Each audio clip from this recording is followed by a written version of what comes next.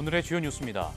미국 에너지부 직원이 원자로 설계 정보를 들고 한국행 비행기에 탑승하다 적발된 사실이 확인됐습니다. 미국이 우리나라를 민감 국가로 지정한 데에 이 사건이 영향을 미쳤을 가능성이 제기되고 있습니다. 교육부가 의대생의 집단 휴학은 승인하지 말아달라고 전국 40개 의과대학에 공문을 보냈습니다. 집단 휴학과 복학에 따른 교육과정 운영 책임이 의과대학에 있는 만큼 대학 여건을 고려해 휴학 승인을 결정해야 한다고 덧붙였습니다. 8전 9기 끝에 발사에 성공한 스피어-X는 현재 임무 궤도에서 시험 가동 중입니다. 발사가 여러 번 밀린 이후부터 나사와 한국연구진과의 협업 내용, 앞으로의 관측 임무까지 과학 일렬에서 자세히 알아보겠습니다. 여러분 안녕하십니까? 사이언스 투데이 시작합니다. 미국 에너지부가 한국을 민감 국가로 지정한 이유에 관심이 집중되는 가운데 미국 에너지부 산하 연구소 직원이 한국으로 원자로 설계 소프트웨어를 유출하려다 적발된 사실이 확인됐습니다.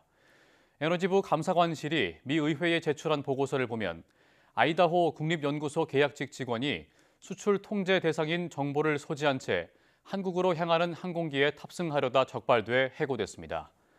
감사관실은 해당 직원이 소지한 한 정보는 아이다호 국립연구소가 소유한 원자로 설계 소프트웨어로 특허 정보에 해당한다고 설명했습니다.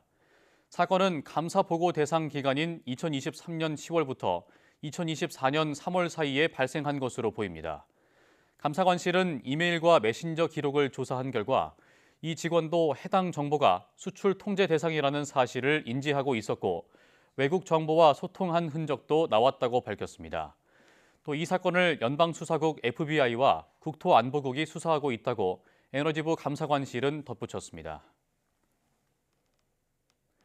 다음 달 우리나라도 예외 없이 미국의 상호관세 리스트에 포함될 것으로 확실시되는 가운데 민감 국가 목록에도 오른 것으로 드러나 논란이 뜨겁습니다.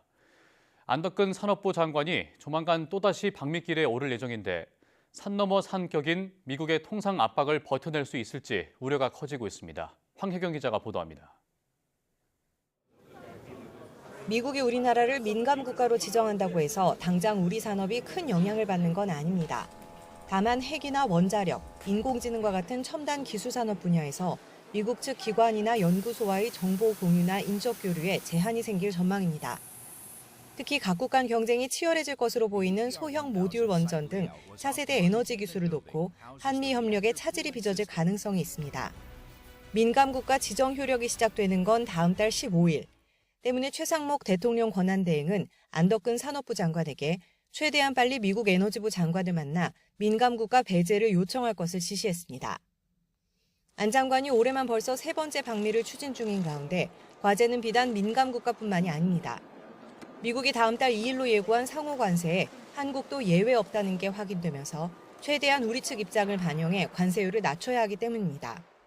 특히 미국이 상호 관세를 기준점 삼아 나라별로 새로운 양자 협정에 나설 태세라 안 장관의 어깨를 더욱 무겁게 하고 있습니다. 트럼프 1기 행정부 때도 트럼프 대통령의 요구로 한미 FTA가 크게 개정된 적이 있는 만큼 정부 안팎에서는 미국이 FTA 전면 개정이나 대체 협정을 요구할 가능성도 염두에 둬야 한다는 목소리가 나오고 있습니다. 그리고 USTR이 이야기한 게 예를 들면 무역 적자 문제, 농축산물, 검역, 그다음에 관련된 신약 그런 것들이지 않습니까? 그래서 아마 대부분 다 한미 FTA 협상하고 연관이 되어 있는 분야여서요. 트럼프 신행정부가 출범한 지 2달이 훌쩍 지났지만 우리나라는 계엄과 탄핵 블랙홀에 빠져 정상외교는 물론 고위급 채널 가동도 순탄치 않은 상황. 민감 국가로 지정된 것도 새까맣게 모를 정도로 한국 패싱이 심각하다는 지적 속에 자칫하다가는 미국의 통상 압박에 그대로 무릎 꿇는 것 아니냐는 우려가 커지고 있습니다. YTN 황혜경입니다. 최상목 대통령 권한대행이 야당 주도로 국회를 통과한 방통위법 개정안에 대해 제2요구권, 이른바 거부권을 행사했습니다. 이번에도 위헌적 조항과 권력 분립 원칙을 문제 삼았는데 최대행이 거부권을 행사한 건 이번이 9번째입니다. 이종국 기자입니다. 최상목 대통령 권한대행은 국무회의를 주재하고 방송통신위원회의 의사 정족수를 3인 이상으로 하는 방통위법 개정안에 대해 거부권을 행사했습니다. 개정안은 여당의 반대 속에 지난달 27일 국회 본회의에서 처리됐습니다. 지난주에 이어 또다시 국회를 통과한 법률에 대한 제2 요구를 검토하게 되어 국민들께 송구스럽게 생각하며 그 취지를 말씀드리겠습니다. 최 대행은 먼저 방통위의 최소 의사 정족수를 3인 이상으로 규정한 조항을 문제 삼았습니다. 대통령 소속인 방통위는 상임위원 5명 체제인데 이 가운데 대통령이 위원장을 포함해 2명을 지명하고 국회 몫으로 여당이 1명, 야당은 2명을 추천합니다. 이런 구조 탓에 개정안이 시행된 이후 국회가 상임위원을 추천하지 않거나 고의로 지연하면 방통위는 회의를 열 수조차 없다는 게 최 대행의 설명입니다. 합의제 중앙행정기관의 의사 정족수를 전체 위원의 과반수 이상 등 엄격하게 법에 명시한 전례 또한 없습니다. 최 대행은 또 국회가 추천한 후보를 30일 안에 임명하지 않을 경우 임명된 것으로 간주하는 규정은 대통령의 임명권을 침해해 권력 분립 원칙에 어긋난다고 지적했습니다. 앞서 지난 2023년 윤석열 대통령은 민주당이 추천한 최민희 방통위원 내정자를 임명하지 않았고 방통위는 현재 대통령이 임명한 2인 체제를 유지하고 있습니다. 하지만 최상목 대행은 이런 파행 사태에 대해선 언급하지 않았습니다. 방통위법 개정안은 그 내용상 위헌성이 상당하고 합의제 중앙행정기관으로서 방통위의 안정적 기능 수행을 어렵게 할 우려가 크기 때문에 국회에 제의를 요청드립니다. 지난해 12월 27일 대통령 권한대행이 된 이후 최상목 대행이 거부권을 행사한 것은 내란 특검법과 김건희 특검법, 명태균 특검법을 포함해 이번이 9번째입니다. YTN 이종구입니다. 신경세포의 학습 기억 기능을 돕는 성상교세포가 선택적으로 시냅스 연결을 조절해 운동이나 절차 기억을 강화한다는 연구 결과가 나왔습니다. 한국뇌연구원 신경혈관단위체 연구그룹 박형주 책임연구원 연구팀은 운동학습과 절차 기억을 담당하는 뇌 영역인 선조체에 주목해 이곳에 있는 성상교세포가 뇌의 가장 바깥층인 피질에서 선조체로 연결되는 신경회로만 선택적으로 제거해 기억을 강화한다는 사실을 규명했습니다. 연구팀은 성상교세포의 포식작용을 방해한 동물 모델을 활용해 성상교세포가 성체 뇌의 선조체 영역에서 불필요한 시냅스를 제거하고 있음을 확인했습니다. 또 선조체 내 성상교세포는 성체 해마에서와 마찬가지로 흥분성 시냅스만을 선택적으로 제거한다는 사실도 발견했습니다. 자연의 구도자로 알려진 박광진 화백이 회화작품 102점을 카이스트에 무상으로 기증했습니다. 박광진 화백은 서울교육대 미술대학 명예교수로 후진 양성에 힘쓴 미술가이자 풍경화의 대가로서 평생 1,100여 점의 작품을 제작해왔습니다. 그는 자연의 빛과 소리를 사실적으로 담아낸 작품을 통해 구상회화사의 중추적 작가로 평가받고 있습니다. 박 화백의 이번 기증 작품들은 소정의 준비 기간을 거쳐 올해 가을부터 내년 봄까지 카이스트 미술관에서 특별전 형태로 전시될 예정입니다.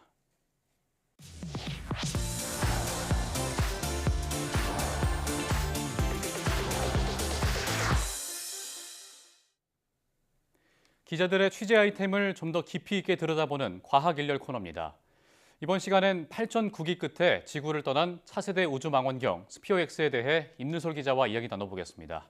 안녕하십니까? 반갑습니다. 예, 저희가 한 달 전에 과학 일열에서 스피어X 망원경이 어떤 건지에 대해서 알아보면서 2월 28일에 발사될 예정이라고 이야기를 나눴었는데요. 무려 8번의 연기된 끝에 지난 12일에 우주로 떠난 건데 우선 발사가 잘 이루어진 거죠? 네, 이 스피어X는 발사는 물론 교신도 성공해서 최종적으로 발사에 성공했습니다. 제가 발사 당시 화면을 준비해 왔는데요. 예. 보면서 제가 설명을 드리겠습니다. 짙은 어둠 속에서 우뚝 솟아있는 스페이스X의 펠컨 9 로켓, 이 안에 실린 게 바로 우주망원경 스피어X입니다. 카운트다운과 함께 펠컨 9 로켓이 힘차게 우주로 출발을 하는데요. 이륙 후 2분이 지난 뒤 펠컨 9 1단 엔진에서 분리, 2단 엔진 점화가 차례로 일어났습니다. 이후 재사용 가능한 펠컨 9의 1단 로켓은 자동 복귀 절차를 시작해 착륙하는 데 성공했습니다. 또 지금 보시는 장면은 2단 로켓이 달린 카메라 영상인데요. 예. 2단 로켓과 스피어-X가 정상적으로 분리되면서 목표 궤도로 들어가는 스피어-X를 볼 수 있습니다. 이 장면을 보면 신기함은 물론 팔전 9기 끝에 성공한 스피어-X에서 감동도 느낄 수가 있었는데요. 예. 이게 발사 42분 후, 그러니까 우리 시각으로 12일 낮 12시 52분경이었습니다. 이후 스피어-X는 고도 약 650km 태양 동기 궤도에 도달했고 오후 1시 30분경 나사의 근우주 네트워크인 노르웨이의 스발바르제도 지상국 센터와 교신에 성공했습니다. 저희가 자료 화면도 봤었는데 이게 예정보다 많이 발사일이 늦어졌잖아요. 그 하루씩 또 여러 차례 발사일을 미뤘는데 어떤 이유 때문에 미뤄진 거죠? 정말 이 스피어-X가 발사까지 우여곡절이 많았습니다. 예. 원래 스피어-X는 지난달 28일 낮 12시 9분에 발사될 예정이었는데요. 그런데 3월 1일과 5일, 7일, 8일, 11일로 이렇게 미뤄지는 등 8차례나 발사가 지연이 됐습니다. 예. 나사는 미디어 브리핑에서 이 펠컨 9 로켓이 상승할 때 우주선이 겪는 충격을 완화하는 데 필요한 특정 부품의 문제가 발견되었다고 밝혔습니다. 또 우주 망원경을 싸고 있는 덮개인 페어링의 압력 장치에서 누수가 확인되었다고 설명을 했는데요. 게다가 기상 악화로 우주 망원경을 발사장으로 이동시키는 작업이 미뤄졌고 우선순위가 높은 다른 우주군 미션 때문에 연달아 발사가 지연됐습니다.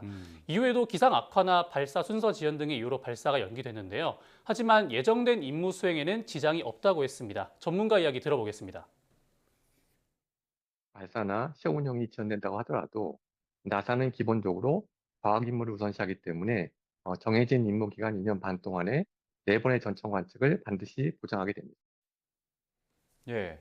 스피어-X가 관측을 시작하게 되면 기존의 그 흑백 우주에서 컬러 우주로 바뀐다고 하더라고요. 뭐 지금까지 우리가 봤던 그 우주 사진들도 다 컬러로 바뀌게 되는 건가요?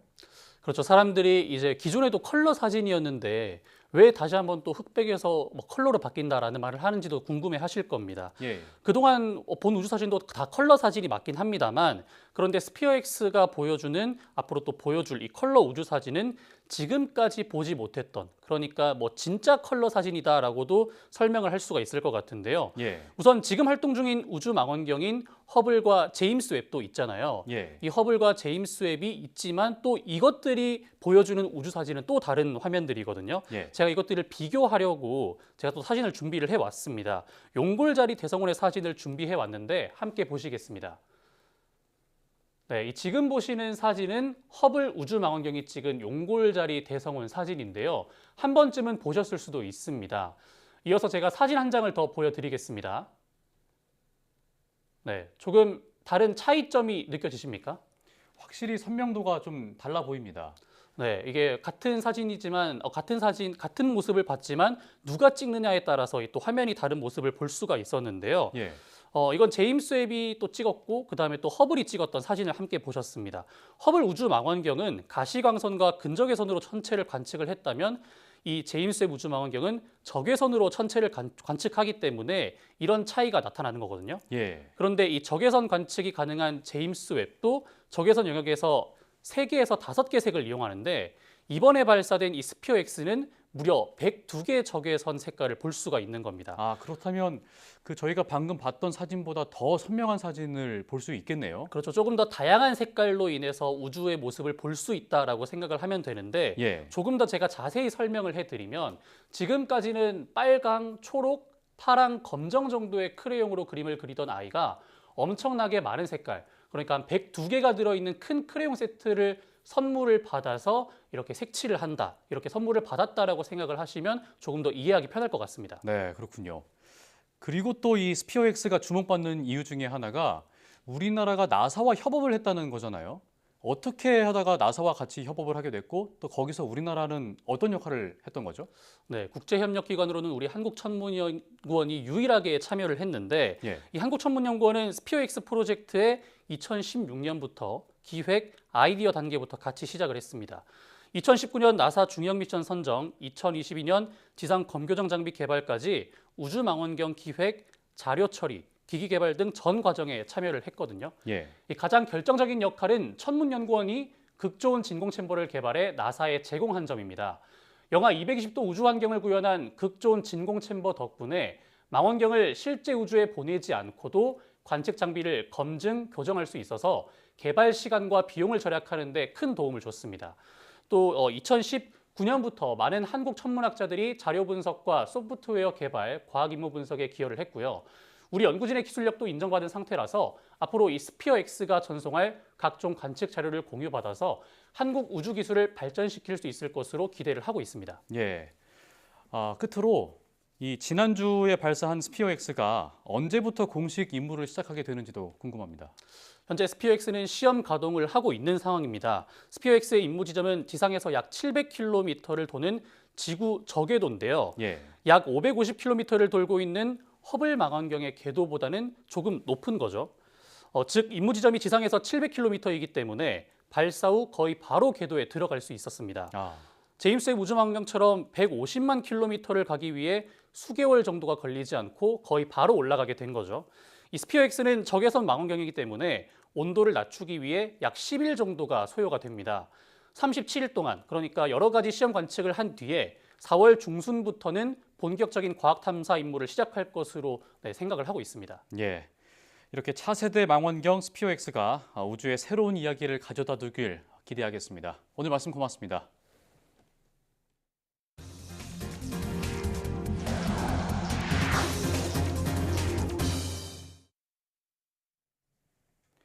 민간 우주선으로는 처음으로 달 착륙에 완벽하게 성공한 미국 우주기업 파이어플라이 에어로스페이스의 블루 고스트가 달에서 모든 임무 목표를 달성하고 가동을 종료했습니다.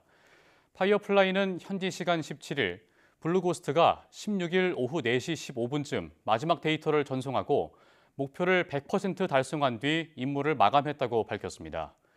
블루 고스트는 지난 2일 달 앞면의 북동쪽 4분면에 있는 대형 분지 마레 크리시엄에 착륙한 뒤 태양빛이 비친 346시간 동안 작동했으며 이후 완전히 어두워진 달의 밤을 맞아 약 5시간 더 작동한 뒤 수명을 다했습니다.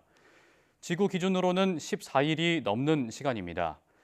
블루고스트는 51GB의 과학기술 데이터를 포함해 119GB가 넘는 데이터를 지구로 전송하며 당초 목표치를 초과 달성했고 달에서 처음으로 위성 항법 시스템 신호를 성공적으로 잡아내 향후 달과 그 너머에서 GPS 같은 신호를 수신할 수 있는 가능성을 열었습니다. 민간 기업이 달 표면에 우주선을 착륙시킨 것은 역사상 두 번째였지만 지난해 2월 처음 성공한 미국 인투이티브 머신스의 오디세우스가 착륙 과정에서 넘어지면서 수명이 단축돼 완벽한 성공은 블루고스트가 처음입니다. 우주에서 9개월 동안 발이 묶인 우주 비행사 2명이 있습니다. 당초 8일 동안의 임무였는데 우주선 결함으로 아직 돌아오지 못한 거죠. 네, 지금 보시는 이 영상은 이틀 전 그들을 데려오려고 국제우주정거장에 도킹하는 나사의 생중계 영상인데요. 그런데 커다란 구멍에서 회색 얼굴의 무언가가 등장합니다. 그러면서 지켜보고 있다는 의미로 보이는 손동작을 하는데요. 외계인인가 싶었는데 알고 보니 외계인 마스크를 쓴 다른 우주 비행사였습니다. 지구로 돌아오지 못한 우주 비행사들을 깜짝 놀라게 하려는 이벤트였던 거죠. 아직 귀환하지 못한 우주 비행사들은 이르면 18일 저녁 지구로 출발할 예정인데요. 그들의 안전한 귀환을 기원합니다. 교육부는 형식은 개인 사유에 의한 휴학이라도 실질적으로 의대생들의 대규모 휴학 신청일 경우 승인하지 말아달라는 내용의 공문을 의과대학이 있는 전국 40개 대학에 발송했습니다. 집단 행동의 하나로 이루어지는 대규모 휴학은 대학 전체의 정상적인 학사 운영을 방해하고 다른 단과대학 학생들에게 큰 피해를 준다고 강조했습니다. 특히 의과대학은 장기적인 학사 파행과 의료 인력 양성 공백으로 국가 핵심 기반인 의료, 보건의료 시스템에 중대한 영향을 미치는 만큼 집단 행동의 하나로 이루어지는 대규모 휴학은 정당한 사유가 될 수 없다고 못 박았습니다. 교육부는 따라서 의학교육을 담당한 의과대학이 의대생의 대규모 집단 휴학과 이후 복학 뒤 교육과정 운영에 대해 책임이 있다는 점에서 대학 교육 여건 등을 고려해 휴학 승인 여부를 결정해야 한다고 명시했습니다. 전북대학교가 의과대 학생들이 낸 휴학계를 모두 반려하기로 했습니다. 전북대는 학칙에서 인정하는 사유가 아닌 기타 사유로 제출된 휴학계를 18일 중에 모두 반려할 예정이라고 밝혔습니다. 대학 측에 따르면 현재 재학 중인 의대생 870여 명 중 휴학을 할 수 없는 신입생 171명과 재학 중인 일부 학생을 제외하고 대부분이 휴학계를 제출했습니다. 대학 측은 휴학계를 낸 의대생 가운데 654명이 의대 증원 등 정책에 반대해 휴학계를 낸 것으로 보고 있습니다. 다만 대학이 의대생 654명의 휴학계를 모두 반려하더라도 오는 28일까지 휴학 신청 기간이 남아있는 만큼 의대생들이 다시 휴학을 신청할 수 있습니다. 전북대 관계자는 휴학계를 반려하지 않으면 의대생들이 또 한 번 휴학해도 괜찮다고 생각할 수 있기 때문에 학칙을 원칙대로 적용하기로 했다고 말했습니다. 우리 주변 많은 사람이 걸리고 완치가 어려우며 한 번 투병하게 되면 가장 돈이 많이 드는 질병이 만성 콩팥병입니다. 우리나라 증가율이 전 세계에서 가장 높은 편에 속하는데요. 초기 증상이 없다 보니 연관성이 큰 당뇨병이나 고혈압 환자는 더욱 조심해야 됩니다. 김주영 기자가 보도합니다. 50대 여성 이모 씨는 3년째 만성 콩팥병을 앓고 있습니다. 일주일에 3번씩 병원을 방문해 4시간씩 신장 투석을 해야 하는데 언제까지 해야 하는지 기약도 없습니다. 이게 맨날 이게 주사바늘 꽂아야 되잖아. 그게 너무 힘들어요. 아프니까. 만성 콩팥병은 3개월 이상 신장 손상이 있거나 기능이 감소하는 질병을 말합니다. 국내 성인 가운데 8%가 넘게 이 병을 앓고 있는데 2020년 기준 국내 환자의 연평균 증가 수치가 세계에서 2번째로 높을 정도로 증가 추세도 빠릅니다. 환자 한 명당 연간 치료비도 암, 고혈압, 치매보다 많아 가장 비용이 많이 드는 질병 1위에 오를 정도입니다. 문제는 만성 콩팥병에 걸려도 초기 증상이 거의 나타나지 않는다는 겁니다. 신장 기능에 크게 문제가 온 뒤에야 병을 인지하게 되다 보니 투석이나 신장 이식에 의존할 수밖에 없습니다. 콩팥병 완치는 그러면 어려운 거라고 봐야 되나요? 나이가 들면 다시 회춘이 안 되듯이 만성 콩팥병이라는 그런 굴레에 한번 빠지면 계속 콩팥병은 조금씩 나빠지게 되는 게 보통의 코스입니다. 전문가들은 일단 건강검진을 거르지 말고 꾸준히 받으면서 콩팥 상태가 어떤지 확인해야 한다고 강조합니다. 최대한 빨리 질환을 발견해야지만 말기 콩팥병으로 가는 시간을 늦출 수 있다는 겁니다. 특히 당뇨병이나 고혈압 환자에게 생겨나는 경우가 흔한 만큼 관련 질환이 있을 때는 더욱 주의 깊게 관리해야 한다고 조언합니다. YTN 김주영입니다.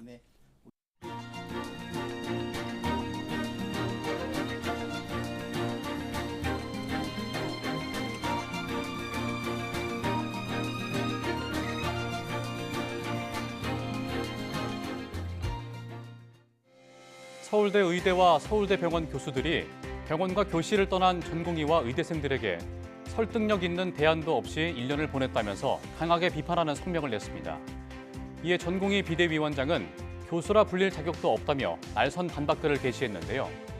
정부에서 의대생 복귀와 관련한 대안을 제시한 만큼 이제는 의료계도 입장차를 좁히고 더 늦어지기 전에 구체적 대안을 가지고 대화에 나서야 할 때입니다. 뉴스 마칩니다. 고맙습니다.